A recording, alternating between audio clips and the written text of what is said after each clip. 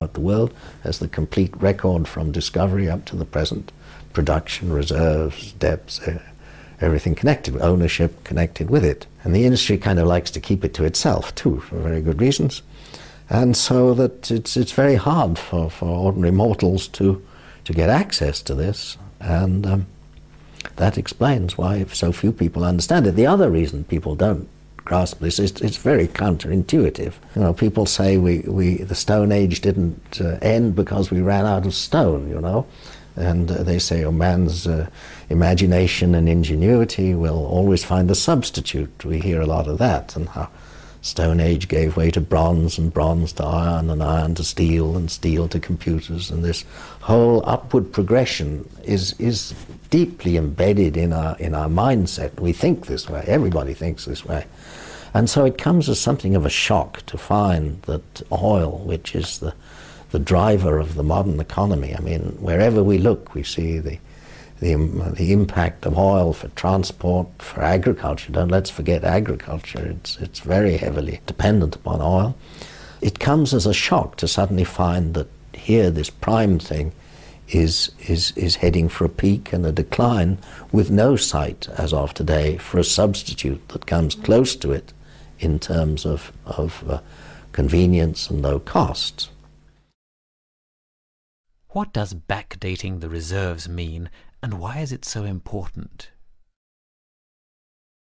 First of all, let's just look at the actual reality of what happens in this full cycle of finding oil and producing it. And so we start with the explorers who are looking for prospects. Now, prospects are geological structures that have the appearance of meeting all the criteria necessary for being an oil field. They have to be in touch with a source rock, they have to have a reservoir, they have to have a seal.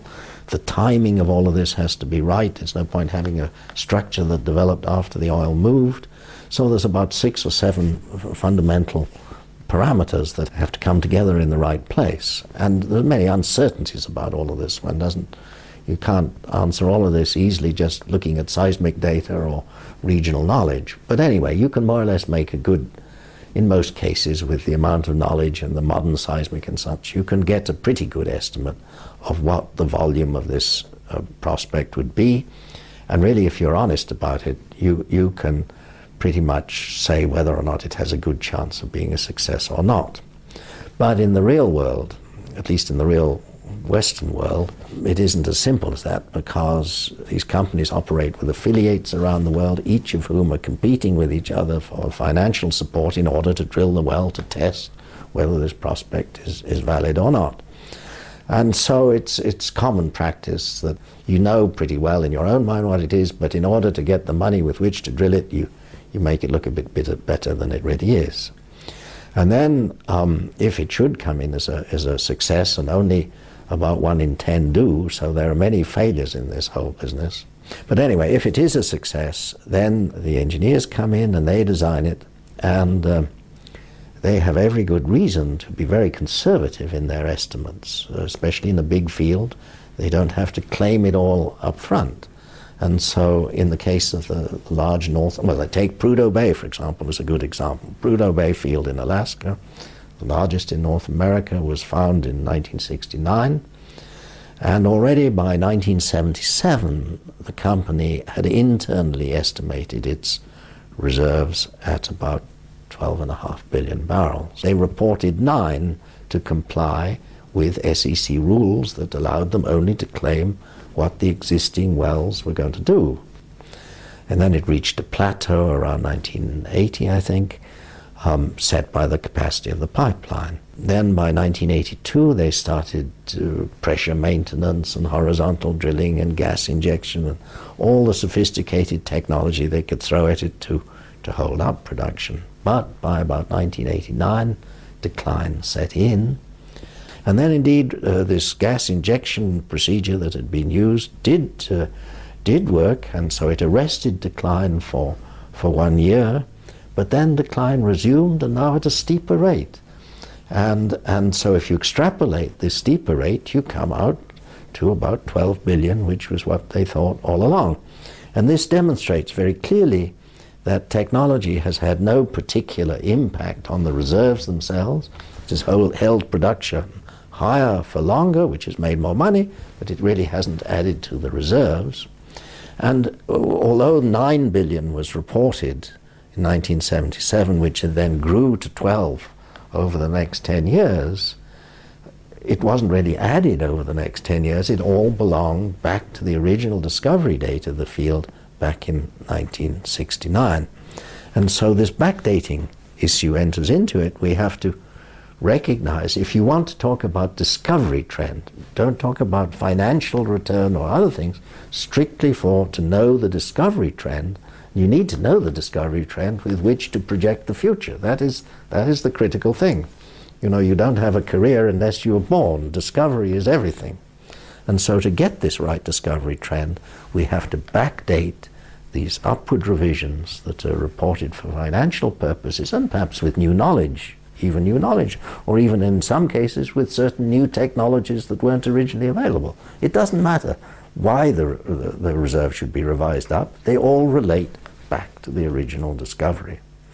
Just simply, if you want a discovery trend, there may be other reasons you want to report it differently, but if you want discovery trend with which to project the future, you just have to do this right. You need to know the amounts, the real amounts, and you know the real dates. Dates are almost as important as amount. And this isn't at all evident to many people. How are the major oil companies reacting to oil depletion? At the end of the war, the industry set off again in the post-war epoch, and it was dominated by the 7 international oil companies: Shell, Anglo-Dutch, BP, British, and Exxon, Mobil, Gulf, Chevron, Texaco. These were the international oil companies who basically controlled the supply of oil from the wellhead in the Middle East. And it was a good system, really. They could plan, long-term planning. It was a highly centralized organization, really in a way an extension of wartime central planning with almost a military kind of style of thing. Then it started in 1951 when, on the fall of the Shah, problems in domestic politics in Iran, and Iran expropriated the local subsidiary of BP, which had an exclusive concession in Iran since 1906. And this was a fairly devastating result for BP, and they couldn't believe that the British government, having just won a major war, wouldn't send in a gunboat to enforce the sanctity of the contract that they had. But the British government was tired after the war and didn't do so, had no stomach for such things. So BP lost its prime position on which it was really critical to its future, but with remarkable resilience it set forth to find new oil. It went into Libya, it went into Alaska, it went to all kinds of places, and it was extraordinarily successful. In fact, in Alaska it found the largest field in North America in the very backyard of the American companies. And the next really event that happened was Suez in 1956, when Nasser sought to expropriate the Suez Canal, and well, the British and French tried to stop him, but they were effectively frustrated when the United States government didn't support them. And the message was not lost to the other producing countries around the world that sanctity of contract was not going to be enforced any longer. And so you had a succession of expropriations: Saudi Arabia, Iraq, Venezuela, and so on. Now, the aftermath of the Iranian situation, and BP had alerted the companies that this was a likely kind of direction, and so they had already, long before the oil shocks of the 70s, gone out to vigorously research new places which they would not have needed had they had control of their traditional sources. And they were successful, and when the oil shocks came in, well, the offshore became viable with the higher prices, and there was great activity around the world developing the offshore. And then over all these years, over the last 30 years up till, let's say, the last 5 years, well, the oil companies had this this great inventory of underreported oil that they knew they could draw on as they needed.